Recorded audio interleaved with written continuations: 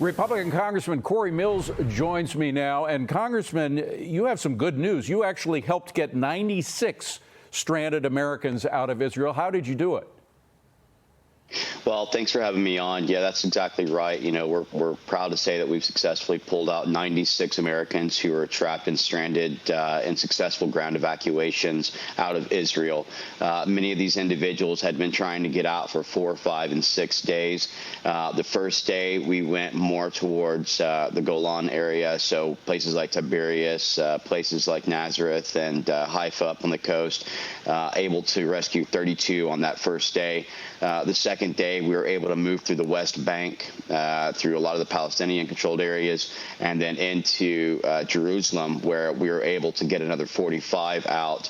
And I ended up flying back here, obviously, for the Speaker's vote, and my team continued to try and operate where they were able to even get Congressman Bill Huizenga's son successfully out, as well as for a few others. We have a charter that went out yesterday successfully. I'm going to continue to work on air and ground evacuation capabilities until every single American who wants to go and wants to leave and get to safety has that opportunity. Well, that's great work. Let's pull back a little bit. I was just talking to Ambassador Danan about Iran's role in all of this. And of course, the administration is kind of soft pedaling any direct role by Iran in the attack that took place a week ago in Israel itself.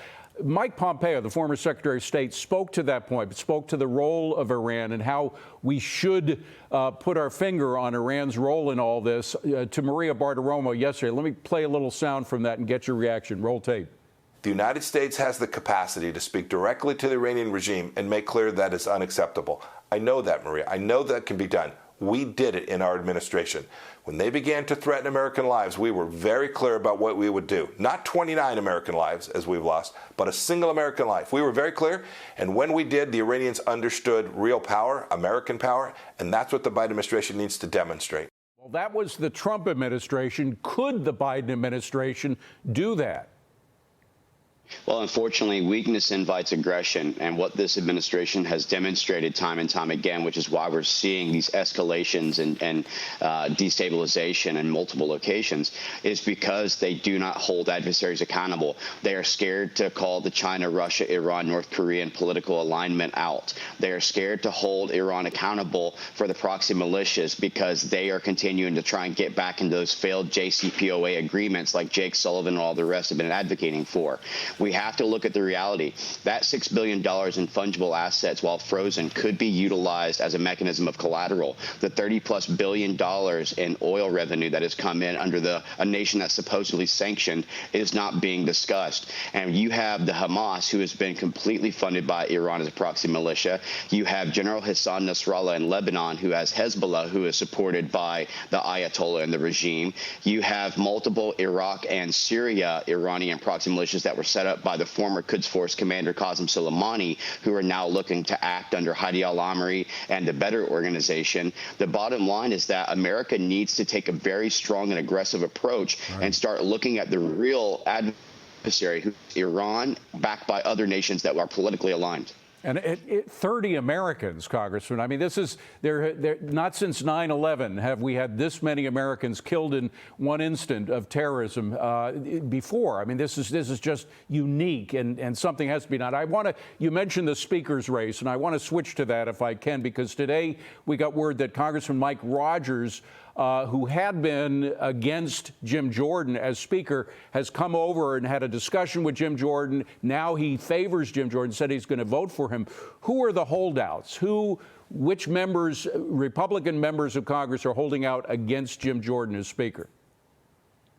Well, I think that there's a number of those who are holding out because they just need to get certain answers, basically from Jim Jordan and from the conference to give them confidence. I mean, look, I endorsed Congressman Jim Jordan quite a while ago. He is the right person to lead this conference and to lead the House of Representatives. He understands the American voice and understands that we need to stop the weaponization of federal government. He understands we need to secure our borders, stop the indoctrination in our schools and our military with the wokeness that's going on, but also also, we need to start getting physically responsible. We need to put economic growth strategies in place. We need to stop this continuation of increasing our debt with no response and no answers. And so Congressman Jim Jordan knows that very well. He's the right person to try and unite us. And I hope that all of my colleagues in today's conference and also on tomorrow's floor vote will elect this new speaker to be able to lead the conference so that we can govern as the American people deserve. Well, govern, and it just looks so petty, Congress. I mean, do the Republicans who are against a clear vote for Jim Jordan realize how badly Republicans look in all this, how incapable they seem to be doing the work of Congress and electing a speaker?